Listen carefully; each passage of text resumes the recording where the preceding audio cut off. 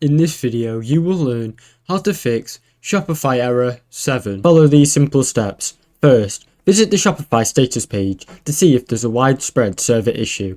If Shopify has experienced a downtime, they may be already working on a fix. Sometimes the error is related to your browser cache. Try clearing your browser cache and cookies, then refresh the page. To clear your browser cache, go to Settings, then Privacy and Security. Click Clear Browsing Data and Cache and Cookies.